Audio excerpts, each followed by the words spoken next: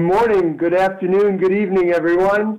Thank you for joining us today for our webinar, the Q2 Market Vista update, along with sharing some implications on talent acquisition based on the intensifying war on talent that we're all dealing with today. It is a beautiful day here in Atlanta, Georgia, and I'm also joined by two colleagues, one from Seattle, one from Gurgaon, India, so we are covering all corners of the globe. Let me first introduce Salil Dani. Salil is the Vice President with Everest Group's Global Sourcing Practice. He's the lead analyst for the Market Vista program and also leads our work with global enterprises, service providers, and investment promotion agencies. In addition, we're joined by Rohitashwa Agarwal. Rohitashwa is a practice director at Everest Group. He leads research and engagement focused on locations optimization and in-house sourcing models, including our GIC membership and Catalyst research programs. So you'll see you're in good hands with Salil and Rohit, whereas my biggest accomplishment is that I once ate an entire pie in one sitting. So I think we're in good hands with Salil and Rohit. Why don't we talk a few minutes about what we're going to cover today in our 45-minute webinar. As I mentioned, we're going to talk about some key global services developments and trends, and then we're going to discuss the implications on the talent acquisition strategies that our research is showing organizations are involved in. Just so you know, the information for today's webinar comes from a number of different areas. Our research from our Market Vista program, our location optimization and IT business services research, along with research from our global in-house center services. So you can see all this has brought together all the information that we want to share with you today. So as context for today's fast 45-minute webinar, what we want to do is we're going to summarize and explain the most impactful events we feel in the global services industry so far in 2018. We're going to also cover, as I mentioned, factors that are impacting the global services talent models and implications on the firms, especially focused on talent acquisition. So with that said, before we get started, let me point out one thing that is a question on most everyone's mind, and that is we do promise that if you attend today's webinar, you will receive a copy of all of the slides from today's webinar. They will be sent out to you within 48 business hours. So I know that's a question on the top of everyone's mind. With that, why don't we start talking about our first quarter trends? So the first quarter typically sets the stage for the year. So let me ask Salil to talk a little bit about the key market trends in Q1 and how you think the trends are going to affect the rest of 2018. Salil? Who is probably on mute right now. Thank you, Alan, and good morning, good afternoon, good evening to everyone. Over the next few minutes, I'll be talking about the first quarter trends in 2018. And as Alan rightly mentioned, this really sets the trend for the remainder of the year. So we'll be talking about outsourcing transactions, what's happening on the GICs or the shared services space, developments on locations, and then also wrapping that up with trends on third-party service providers. With that, let me start with the first point around the outsourcing transaction demand. And if you can move to the next slide, please. This is really where we talk about the overall demand for global services. And what you see on this chart really are two cuts of the global services demand. The one on the left-hand side is talking about new outsourcing deals that have been announced. This is all the universe of new outsourcing deals cutting across technology services, business process services, big data, analytics, and so on and so forth. And on the right-hand side, you have new GIC setups that have been announced in the public domain across all leading offshore and nearshore geographies.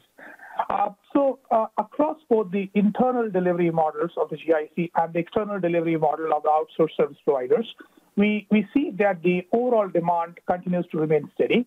And this is driven by a couple of factors around increasing business sentiment in the U.S. compensating for lower demand from Europe and especially the U.K. It's also driven by increasing traction in many of the verticals and functions that we are going to talk about in detail. But from an overall perspective, the demand for the first quarter remains steady. What is interesting, though, is that the share of digital services, as we classify them, continues to show a dramatic and step increase from successive quarters and from successive years as well. And what is interesting is that it's not just restricted to the outsourcing service providers, but now also percolating down to the shared services or GIC model, where we are witnessing new GICs, both by leading firms as well as from the mid-sized adopters, thinking about new setups or their first GIC setups to support IoT, big data, blockchain, and many of the analytics and digital services. So this trend is something that we believe will continue as we see the digital rotation significantly increasing over the next few quarters and years. And this we believe is the first trend which will really set the stage for the remainder of 2018. If we go to the next analysis around the breaking the outsourcing activity into different pieces and trying to dissect the different pieces together, what we see here is the activity levels by different industry verticals or by different sectors. And what we see is that contrary to what we have seen in the last few quarters, the banking and financial services industry vertical, as well as the healthcare and energy and utilities have been a bit modest in terms of their uptake in the first quarter. However, there are enough indications to suggest that the outlook for these sectors is likely to remain very positive, especially for the remainder of 2018. And there are a couple of reasons as to why I say so. The first reason is really around ease of some of the banking regulations that we see globally and increase in capital, and also the fact that we do see much more fund allocation and transfer. The other reason is the overall business sentiment is definitely picking up, at least in the United States and also in some of the other demand geographies.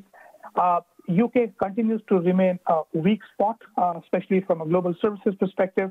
But we are fairly confident that as some of the uncertainty around Brexit and the other regulations starts to clear up, we do expect demand from UK to also increase across industry verticals. This chart doesn't talk about the split between technology services and what we call classic business process outsourcing services. If we were to also do analysis around the business process and the IT services, what we will see is that there has been a significant growth in some of the technology deals, not just deals which had a digital component, but also, interestingly, deals that had very core infrastructure components like service desk, network, data center, and so on and so forth, which is driven by a combination of incremental demand for these services, as well as the fact that many of the enterprises are going for a big scale transformation. Just the final point I would like to make on renewals. The volume of renewals and the restructuring of deals has marginally increased over the last few quarters in 2018, the first quarter. And we expect that over the next few quarters, the renewal ratios will also go up as the service providers continue to consolidate and continue to hold on to their key accounts across different sectors and across different geographies. Okay.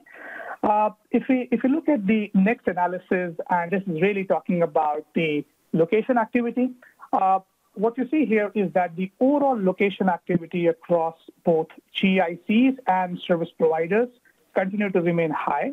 The first quarter typically is a slow quarter from our historical experiences, and the number that we see in terms of new setups is not very surprising when we consider the historical background and the context behind the activity that we see. What is interesting, though, is that the share of GICs and service providers is fairly consistent and fairly similar. And what we also observed is that in addition to some of the big names and logos that have announced new setups in offshore and nearshore locations, you also have cases of the tier 2 service providers expanding to new locations, and also some of the mid-sized and smaller enterprises thinking about and actually implementing and setting up their GICs in offshore and nearshore locations. If we then start to look further and look at the breakup of this location activity across different types of regions, and look at the next analysis that we have, we will see that the location activity is also not just focused on one region, but rather distributed across many regions.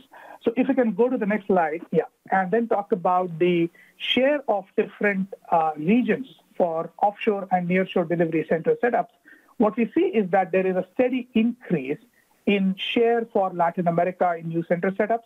Asia Pacific continues to remain the dominant market from a new center setup perspective. But Latin America steady growth is certainly something that we are witnessing, not just in the first quarter of this year, but also successively across many quarters in the past as well. So, Salil, if I can interrupt and ask a question, what do you think are some of the factors? Because there's some fairly sizable growth in Latin America. What do you feel as some of the factors attributing to that growth? Sure, Alan. That's a very relevant and a great question. Based on our experience, we see 2 or 3 reasons as to why there is an increase in Latin America in terms of new center setups. The first one is really to do with the overall sentiment and attractiveness of Latin America as a location for nearshore delivery to the U.S. and North America in general. And what we see now is that companies in the U.S., especially, and also some of the Canadian firms, are much more open to exploring new locations in Latin America, not just the tier 1, but the tier 2s as well. And there is definitely a better appreciation of the specific proposition that Latin America offers beyond just the time zone advantage, which used to be the key consideration a few years earlier as to why companies should look at Latin America. The second reason is to do with the expanding scope of activities in Latin America. So traditionally, a lot of firms used to think about Latin America for bilingual voice work, English and Spanish, or for some technology skills. But now we are also seeing cases wherein firms are investing in digital skills for delivery from Latin America. Also cases where firms are building up COEs for finance or for HR services, although not at the same scale as what you see in Asia or India and the Philippines. But still, we see evidence around that. And a third, of course, is the fact that in many of the Latin American countries, the incentives and the broader regulatory environment has also considerably eased out. And that's also led to much more investments and much more positive outlook towards leveraging that location in conjunction to the broader global services network that firms already have in Asia Pacific, in Europe, and other parts of the world. Gotcha. Thank you. Just commenting further on this page, the other trend that we see here is the share of nearshore Europe in new center setups has reduced. The way to interpret this is really to look at it from the lens of leading service providers and other firms. When we look at leading service providers, the top 2025 leading service providers, the share of nearshore Europe in their new center activity actually has increased. So new service providers, particularly some of the Indian heritage service providers, continue to expand and increase the delivery footprint in nearshore Europe. And we're talking about locations like Poland, Czech Republic, Hungary, Romania, but also some of the emerging locations within nearshore Europe as well. The other reason as to why the share has reduced is basically because of the fact that some of the GIC activity has moved away now from nearshore Europe to concentrate on Latin America. Because a couple of quarters ago, a lot of the new GICs, particularly by mid-sized firms, used to be set up largely in nearshore Europe. So that sort of explains as to why the relative share has come down compared to Latin America. But nearshore Europe still continues to be an important location, especially for firms that have a strong European demand. But also increasingly, in a few cases, we are seeing firms looking at nearshore Europe to support the U.S. demand as well, although it's still not a prominent driver as to why firms look at nearshore Europe.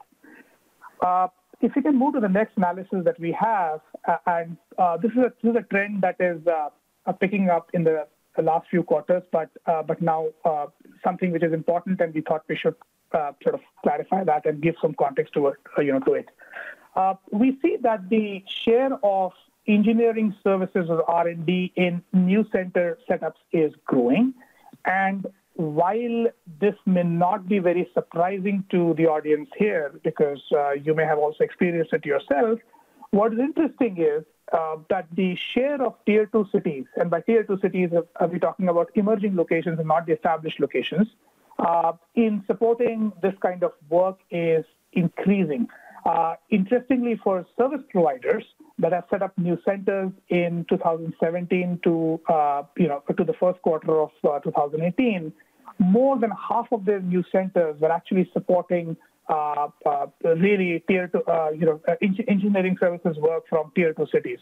This is a very interesting trend, and I would ask Rohit to further shed light on why he's seeing some of this based on his experience in the market. Thanks, Salil. So we are seeing very similar trends in the GIC community as well, if I were to specifically comment on that. In fact, in the last year, 2017 itself, from all the new GIC centers that were set up, about 50% or more of them had some share of R&D services. Many of them were exclusively R&D centers, and about 45-46% of these centers were also focused on delivering one or the other type of digital services, most of them focusing on automation or AI, machine learning, etc. From a location perspective, India has been the most preferred choice for delivery of these services from the in-house centers, but we've also seen significant increase in locations like Singapore, Israel, etc. Some of the drivers are similar to what affect the broader global market, but particularly companies are investing heavily in building in-house capabilities in these areas because, one, they believe these are more intimate and critical to their overall business success going forward, more so than ever. And secondly, they're also trying to take benefits of the high-end talent which is available in offshore locations, and also take benefit of the low-cost innovation that they can achieve by in-house centers. Thanks, Lloyd. This is very helpful and something that I have also personally seen based on my experience of supporting clients in similar situations. So this really wraps up the analysis for the first quarter of 2018. And as we mentioned in the opening comments before, this is a very interesting quarter in more than one way. And the next few quarters will be important to watch out, especially around trends on what's happening on digital services, how do we see engineering services R&D pick up, and also the kind of location activity and the presence of Latin America in location decisions that firms end up making. With that, let me hand it back to Alan. Okay, thank you, Salil. And just to note also, we have a large number of attendees today, and I know a number of you are asking questions. We are trying to answer them on the run here. If for some reason we don't get to them all, we are keeping track of them, and we will reach back out to you after the webinar to hopefully answer your questions. So with that, let's switch topics. And I mentioned earlier that besides sharing some key market developments, one of the biggest topics that we see we're being asked from all of our clients throughout Everest Group is the war for talent, is what we're calling it, is that trying to get the right talent, the good talent, and acquire them is taking some new approaches.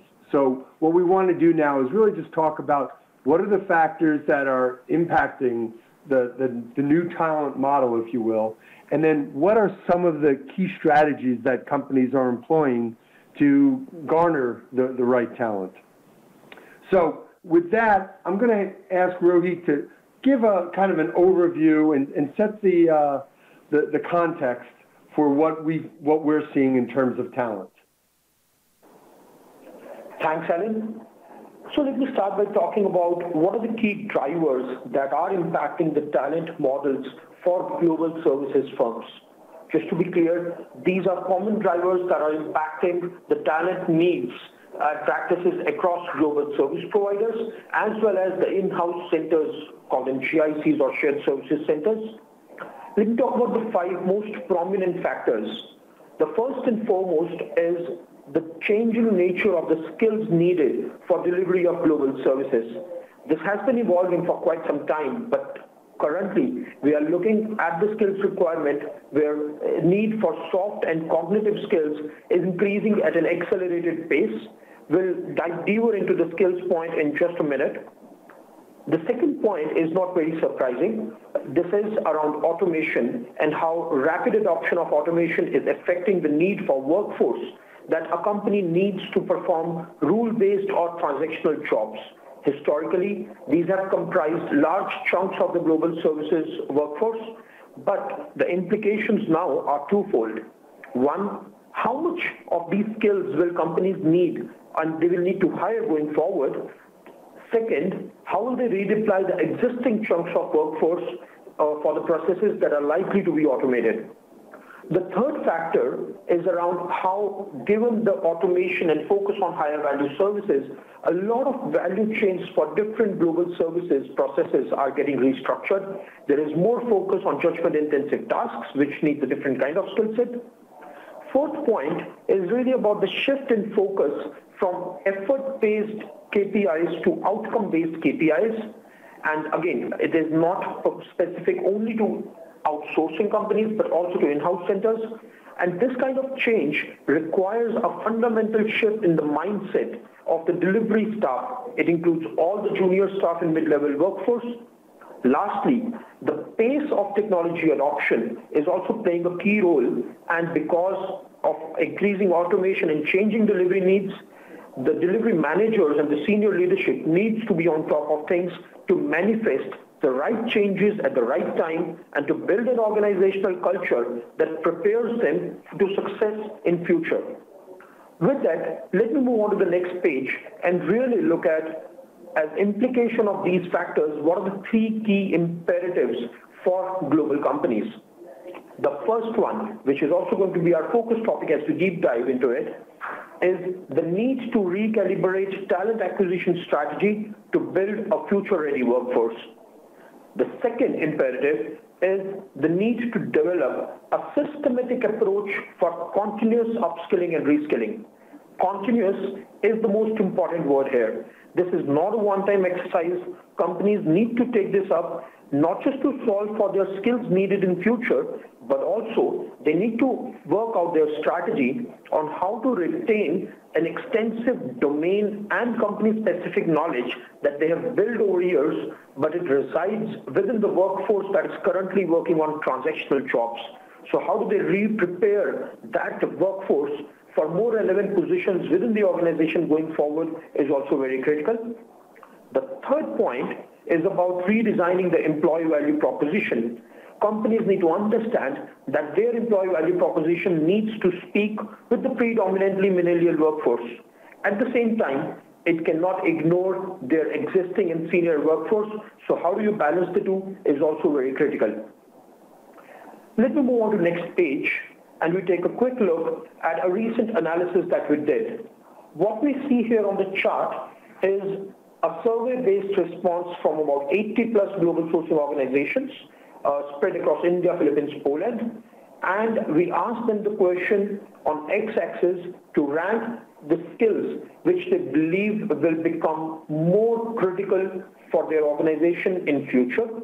On the y-axis, they have rated their perception on their ability to hire these skills in future.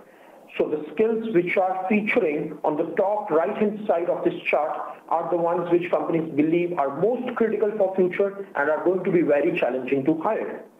If you look at this, the skills such as intuition, innovation, design thinking, pattern recognition, which were considered important before, but only for a select few roles, are now expected to be critical for a large portion of companies' organizations going forward. In fact, in a recent conversation with one of the AML, anti-money laundering delivery head for a global bank, the delivery leader accepted that the jobs for process improvement and pattern recognition is something that they now expect from all of their AML employees, and it is not a small dedicated team that can keep track of all the new fraud patterns given the fast pace of changing technology adoption and customer behavior. So, Rohit, this is Alan. I just have a question. This is a great chart here, and as we know, everything is changing at just lightning pace here. If we went back in time a couple of years ago, how would this chart look differently? In other words, what's changed? What's the criticality of the skills that it used to be, and how have they kind of gone by the wayside? That's a very good question, Alan. I would say if you pay attention to the skills which are right beneath the box, skills which are more focused on technical skills, industry-specific domain skills, and project and stakeholder management, these would have maybe featured in the box most critical a couple of years back or a few years back. And the reason why they are currently not featuring in that box is not because they are not critical anymore. They continue to be very critical, but this is where a lot of global services companies have invested heavily over the last few years, and as a result, today they are in a very strong position where most of the mature firms have built a very systematic approach. They have robust skills and they have a systematic approach to continuously upskill, but those featured in the box is somewhere there has not been a lot of attention, and these are now becoming critical for mainstream workforce. Gotcha. Thank you. Right. Okay, so why don't we move on now? And when you see the next slide, we're talking about these are what we see and our research shows as the key talent acquisition practices. Now, the first four that you see here, these are not entirely new to global organizations. What we think that has changed, though, is the way that these are being used and the degree of the usage for some of these channels. And we're going to talk a little bit more about that in a moment. In addition, you'll see numbers 5 and 6. We're starting to see now the companies are now using next-gen technologies that are innovative and not very traditional as well. So it'll be interesting to talk about that. With that said, what we want to do is ask everyone online today a poll question and get your input. This will help us as we go forward with the rest of the webinar, but to understand, okay, which of the following non-traditional acquisition practices is most commonly adopted in your organization? So think about this, and let me share what the potential answers are. Partnerships with educational institutions, hiring from alternative or adjacent industries, leveraging social media channels and crowdsourcing, alliances with startups, leveraging new age technologies, for instance, AI or machine learning, or other non-conventional sources, such as we gave an example of hackathons are becoming much more popular. So if you could just vote for one and share which one you feel that you're using most commonly. You can vote for more than one, as a matter of fact, and submit that. We do, it makes us all happy when everyone votes, but it gives us a good feel for the audience and what everyone's focused on. So let's leave the poll open for another 5 seconds as everyone gets those final votes in. And 3, 2, and 1. Why don't we close the poll? And while we're doing that, let me ask Rohit, or Salil, why don't I ask you this question? Some of these we talk about are non-traditional. What are we seeing, and why do we feel they're non-traditional compared to some of the other approaches? Sure, Alan, and this is a great question. So the reason as to why we are calling these non-traditional approaches is really because while you may have seen some flavors of these approaches even in the past, what is very different now is the way companies are really leveraging those and really finding innovative ways to solve for their evolving talent needs. So, for example, let me take the first option itself, the partnership with educational institutions. Now, that has been going on for a while. It's not new. What is new now is really the fact that companies are extensively collaborating with universities, for example, to develop curriculums, which is taking the partnership to a next level altogether. Or, for example, companies leveraging the gig economy model to leverage the university talent. So, what is new and non-traditional is really the approach and the extent to which some of the innovative ways are being leveraged by organizations to further enhance their talent models and to acquire the best possible talent. Great. Okay, so let's take a look at the results of the poll. And as you can see, our number one, it's fairly evenly spread. Hiring from alternative or adjacent industries is large, and it's followed very closely by partnerships, leveraging social media, and leveraging new age technologies. So, Rohit, let me ask you, how does these responses jive with our research? And what do we see going forward? Thanks, Alan. And then, this is very interesting to see because a lot of this is completely in sync with what we have been seeing in the market. Why don't we move on to the next page and we talk a bit in detail about each of these 6 practices. And also, I would like to share some examples for each of these 6 practices from the market. So, building on to Salal's point here, partnership with educational institutions has been an ongoing phenomenon for quite some time. There's nothing new. But what we have seen change is how some of the organizations have pushed the envelope and taken these alliances to more integrated partnerships. Companies are now co-creating the curriculum and training programs to not just hire talent in a partnership from its universities, but also build the kind of talent that they need, develop the kind of talent that they need. And this includes very careful coaching and practical training imparted on campus through curriculum. For example, a leading global services company has tied up with a university in India and set up a program for high-end analytics. They've also set up an analytics lab to train graduates and postgraduates into these high-end skills, and they are completely sourcing a lot of people for their analytics team from this university. Some companies have gone even further, being more innovative about it. For example, a leading e-commerce company for their shared services center in India, they have partnered with a university, and they have experimented at multiple universities to set up a small customer service center / training center at these universities. This has 2 benefits for them. One, they provide training to the interested candidates right during the time when they are in colleges and they are through their graduation courses, so that when they graduate, they are very much prepared to take on the relevant roles. Second, during the time that they are undergoing training, they also create a part-time workforce, more of a gig economy model that allows these companies to manage spikes in the demand and supply and have a ready-to-use workforce available whenever they need.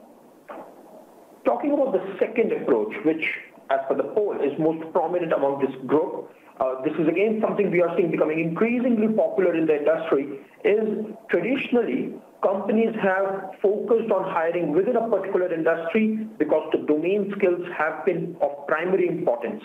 They continue to be important, but we see companies are opening up to looking outside their industries on a wider pool of potential candidates.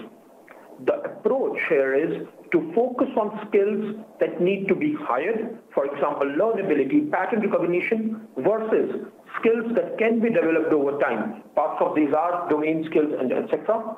This is also helping companies in other aspects such as promoting new thinking, promoting the culture of innovation and more diversity within the organization.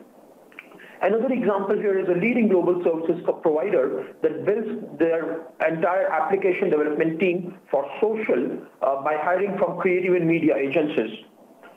Another step that we have seen companies take is promote more of cross-functional movement across different views to rotate talent across and keep this, promote new thinking across different teams. Let's move on to the next page and talk about the next practice. Social media channels have taken over almost all aspects of our personal and professional lives. They are everywhere and we use them extensively.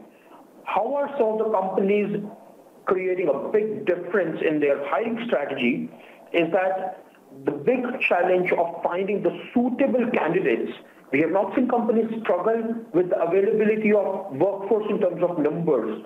The real challenge is finding the right kind of talent which is suitable for the tasks to be performed, which aligns with the company's career progression, company's culture, and which also helps them control the right kind of attrition.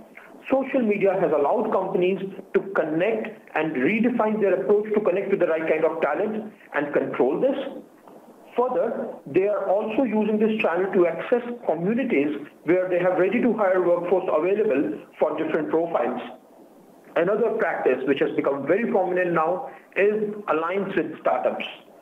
It not only allows companies to access niche skills, but also have a flexible resourcing model which they can tap into. Companies not only have dedicated teams and funds to engage with startups, but are also actively leveraging acqui-hiring, which is acquire to hire. A quick fact is that we spoke to about 120 global sourcing companies across the globe, and our analysis shows that about 13% of the total digital services workforce has been hired through acquisitions. I'm moving on to the next page to talk about the last two practices. So new age technologies is something which is not very surprising. Companies are using new age technologies across business processes, but some companies have really manifested this into their hiring engine. And they're not only seeing efficiency in routine processes, and this is also helping them eliminate bias from their assessment process.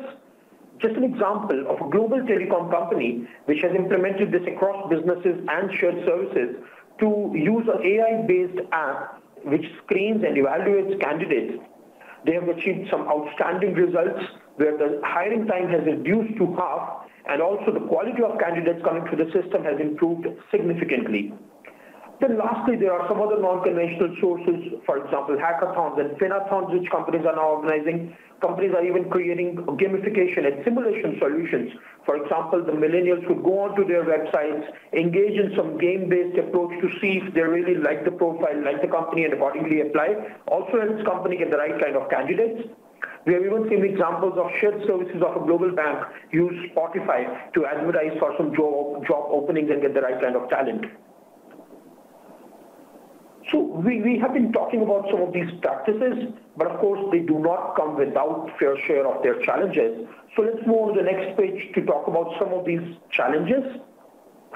Some of the key challenges, and I'll talk about the top 5, is the first one. Every company needs to understand what are the future skills need for them and what is the extent of skills gap that they are looking at. How do they solve for it? Again, it's not even a one-time challenge. It's a process that keeps on changing. It's an ongoing process. The requirements keep on evolving. Next is the question that managers are asking is, how much do we disrupt as we transform? How do we integrate new components of organizational culture? Next is around capital and technology investments, repositioning employer value proposition, and change management being a very difficult step. So what are the best practices that some of these companies have used to actually navigate through this journey?